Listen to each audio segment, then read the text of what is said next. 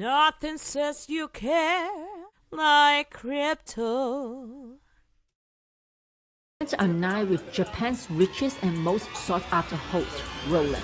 The guy woman pay up to $500,000 to spend just a night with. This is for $500,000. I know. Again, why? I don't know. So guys, today I want to just look at this video for you and talk about this is why men are giving up on women. At time of recording this video, it's Sunday, and I thought about doing a podcast for you guys, doing another special Angry After Dark podcast, but I'm not sure if I should. I really should be taking the day off, but it's just so hard to do that. So I figured, well, maybe I'll do this. All right, so I wanted to look at this video, and it's basically looking at why Japanese women pay for boyfriends. So we know that relationships, marriage, dating, have making babies, that's got declined significantly in Japan. Japan has one of the lowest birth rates in the world. I believe the second lowest, only second to South Korea, but for a very long time they had the absolute lowest. It's not that it's improved either. It's just that now South Korea, it's even worse. And they are far, far below replacement levels. So Japan as a country is beginning to die off. There are now more people dying every year in Japan than babies being born. And it's been a phenomenon that's been happening for easily a decade or more. So it's a very serious problem. But we're seeing all of this culminating in Japanese women now turning to men who are basically professional boyfriends, and they pay these men to tell them what they want to hear.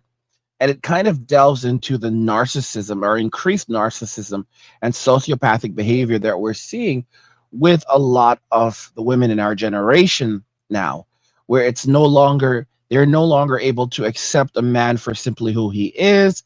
He has to basically be something that does not exist. So today's video comes from Red Asia.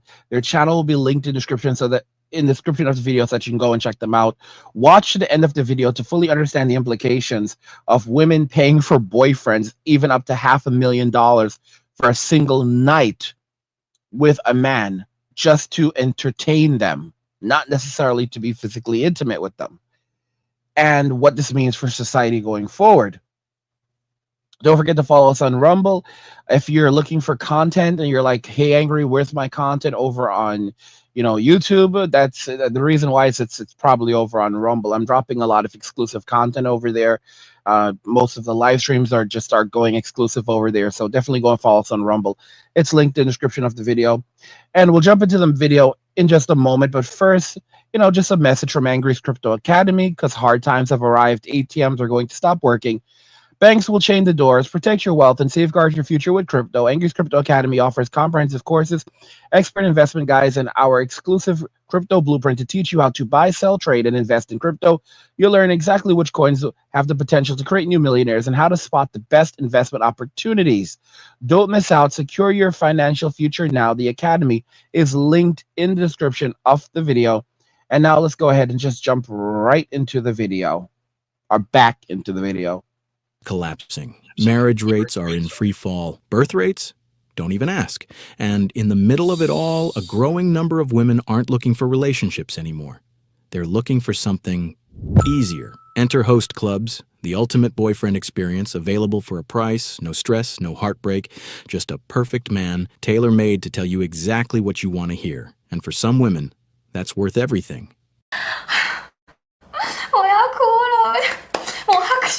ぜひ本当にもう盛大な拍手を送りたい彼に。Are you okay? Nope. But here's where things get strange. This isn't just about lonely women, it's about power. Because in a country where men traditionally controlled relationships, host clubs flip the entire dynamic. Women pay, women choose, women decide who gets their time and money. Instead, you go to their host club and pay by ordering champagne bottles. But hey, at the end of the day, I'm still the one who decides how much they are worth.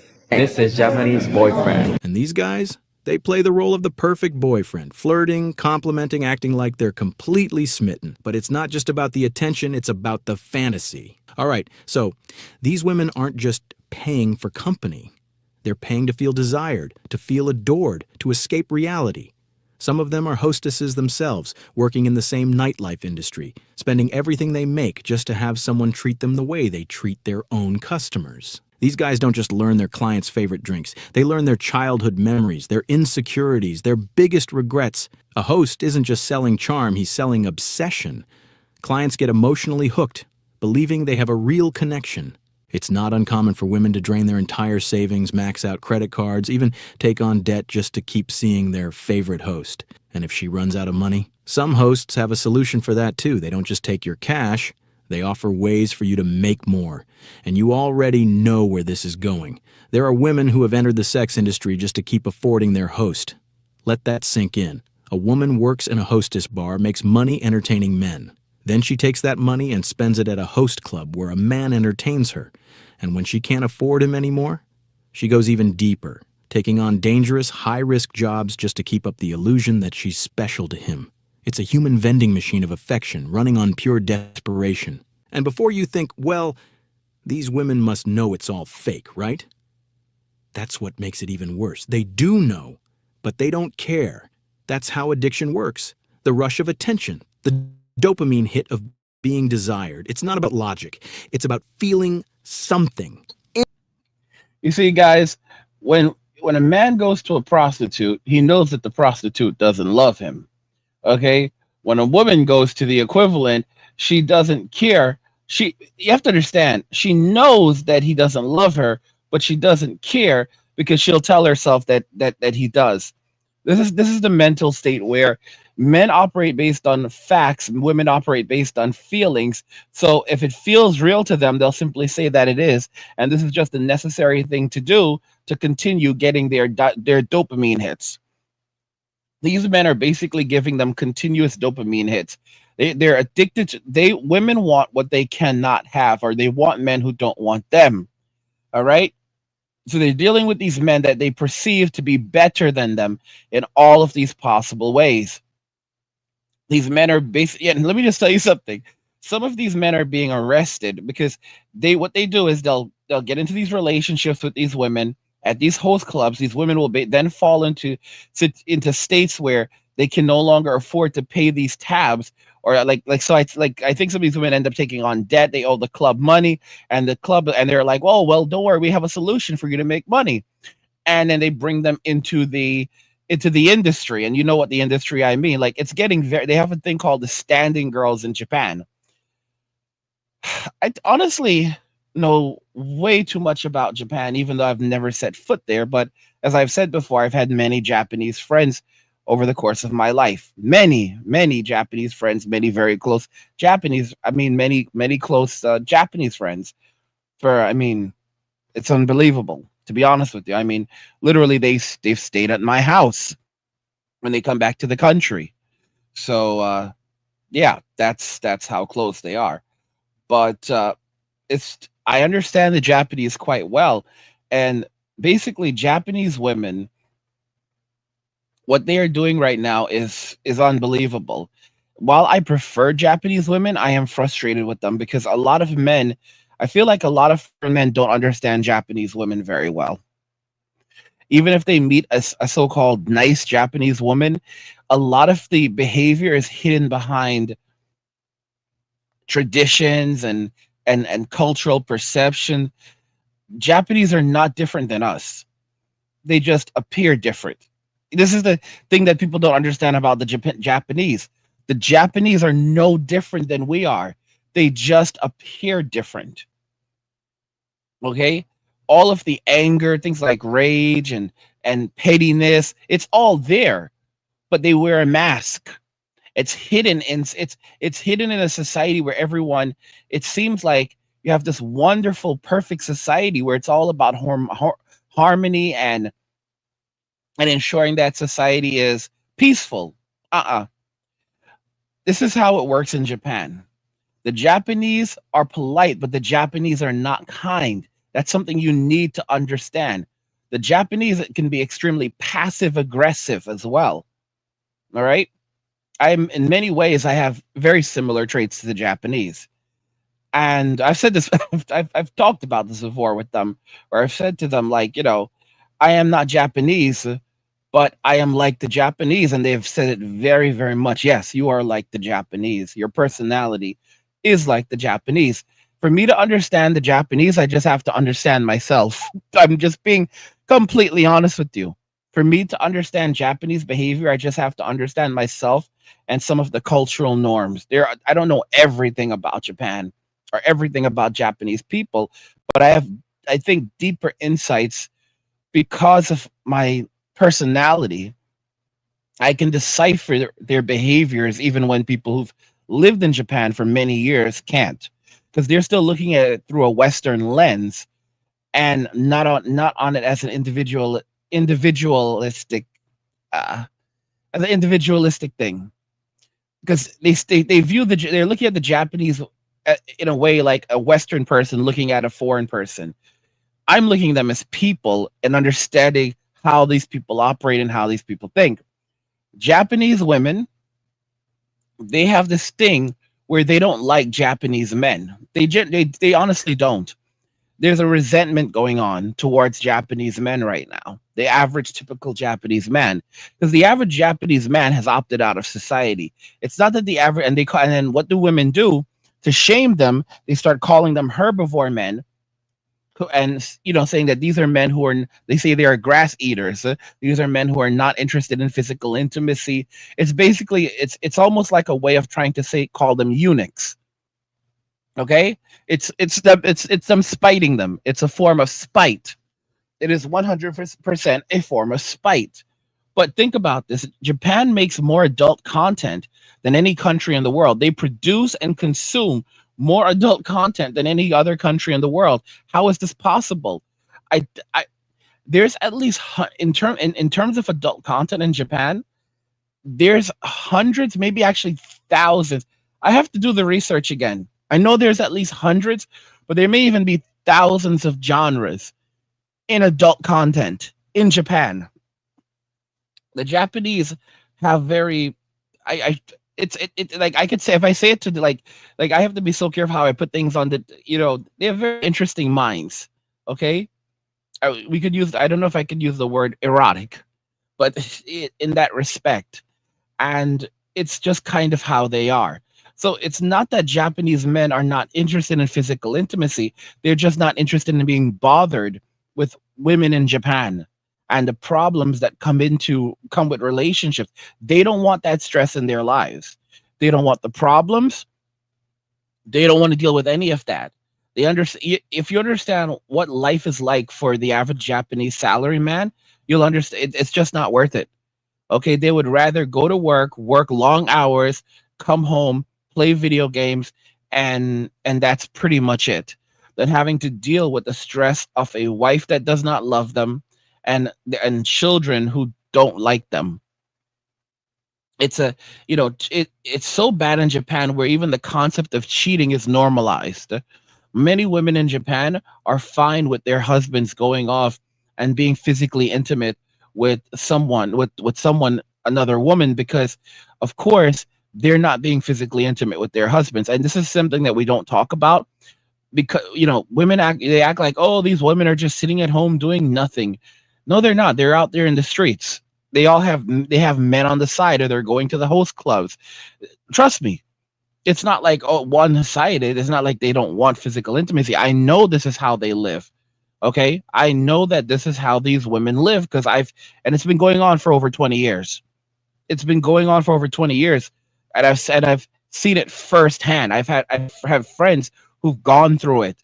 All right, where you go over there and they meet a girl, and she's like, okay, let's go. She's like, let's go so and so, and they're like, okay, and you find out the woman is married, and they're talking about how miserable Japanese marriages are and how they lack physical intimacy. And it's like, why do they lack physical intimacy? It's you. But again, guys, like I said, you shouldn't be focusing on dating or relationships. Instead, you should be focusing on getting your money. Definitely go check out Angry's Crypto Academy, because hard times are here. ATMs are going to stop working. Banks are going to chain the doors. So protect your wealth and safeguard your future with crypto. Angry's Crypto Academy Angry's Crypto Academy offers comprehensive expert investment guides and our exclusive crypto blueprint to teach you how to buy, sell, trade, and invest in crypto. You'll learn exactly which coins will have the potential to create new millionaires and how to spot the best investment opportunities. Don't miss out. Secure your financial future now. The Academy is linked in the description of the video. We actually have our spring spell happening right now. It's going to end in a few hours at the time of making this video. So definitely go and check that out. And here's where it gets even darker, because this isn't just an individual problem, it's systemic. The entire Japanese social structure feeds into this cycle. Women are expected to be self-sacrificing, polite, and accommodating. Real relationships come with expectations, marriage, family, obligations. If you understand devotion, you will understand Japan. But a host? He's easy. He doesn't ask for anything. He just exists to make her feel good. And the money, it never stops flowing. Because host clubs aren't designed to be a one-time thing. The longer a woman stays, the harder it is to leave. They use ranking systems to fuel competition. Women are encouraged to support their favorite host by spending more than other clients. They send texts and calls between visits, blurring the line between reality and business. Some hosts even pretend to date their clients outside the club, leading them on just enough to keep the money coming in. And this isn't new. Japan has been running this game for decades. Host clubs first appeared in the 1960s, but back then they were exclusive. High-class women, wives of wealthy men. Now, it's mainstream. The industry has exploded, and the demand is bigger than ever. Tokyo alone has hundreds of host clubs. Some hosts make millions of yen per month. The top-ranked ones, they're treated like celebrities, billboards, magazine covers, even reality TV shows. And this isn't just happening in Japan. The business of artificial intimacy is spreading. In China, KTV hostesses serve the same function, providing business executives with affection, attention, and alcohol. Yeah. And in South Korea, room salons cater to the ultra-rich, creating an entire underground economy based on purchased companionship. In New York, in Los Angeles, in London, you can rent a boyfriend. Not a joke. There are services where, for a few $100s, a man will take you on a fake date, compliment you, hold your hand, and disappear. Goodbye. Traditional relationships breaking down. People are lonelier than ever, and instead of solving the problem, we've found ways to monetize it. Host clubs, virtual girlfriends, artificial intelligence companions. It's no longer about finding love, it's about buying the illusion of it. This is only the beginning. Japan, it's just ahead of the curve. What's happening there is a preview of the future, a world where people no longer build relationships, they purchase them. Where love isn't about connection, it's about transactions. And if that sounds dystopian, if that sounds ridiculous, ask yourself this. If this sounds extreme, why does it already feel familiar? Think about it. But anyways, now all of this comes from hundreds of stories, and you can find these accounts through media sources both inside and outside Japan. But not every host establishment I came across is like this. Many are normal, so to speak. Still, after digging deep into the industry over the last few episodes, it's clear a lot of them have some shady stuff going on. So yeah, this one might have gotten a little too serious toward the end. My bad. Sometimes I get carried away when I write out stuff. I mean, guys, that's pretty much the gist of it. You know, this is the society women have ultimately created, a society where they are more than happy to pay for something that stimulates their desires and their unrealistic expectations, you know, versus actually having a stable relationship with a man. Women don't actually want men. They want a fantasy. Okay? They want a fantasy. They want something that doesn't exist. It's almost like they want to go and live in an isekai. They want to live in another world. And granted, that's what a lot of us men want. But it's like they want to live in another world that's kind of, it's necessarily not this world, you know, because in isekais, usually you go to like a fantasy world where, you know, they don't have technology the way we have in the real world, and life is actually a little bit harder there. But these guys go over there and then they build up these harems and, harems, and it's like it's kind of different. But women, on the other hand, they want like another kind of isekai, where it's like it's basically our world, but it's a different variation of our world, where it's like everything runs and operates based on the emotions and desires of women, and it's constantly transforming. The world is constantly transforming to suit their taste. It's crazy. It's absolutely crazy, but that's what they want. Women don't want men. They want an illusion. They want a fantasy. They want that final fantasy, like the video game.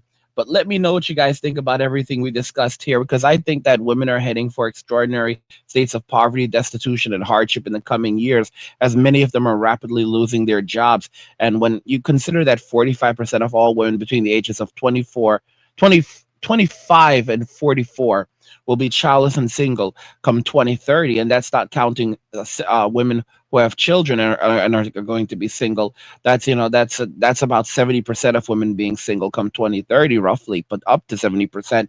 That's going to be extraordinary numbers, and that's going to have extreme consequences on society. I've already said it that people around the world, global society is going to look at women in countries like the United States and ask how, in like 5 years, in 5 years, as things get extremely bad, how did women in Western society end up in such poor condition?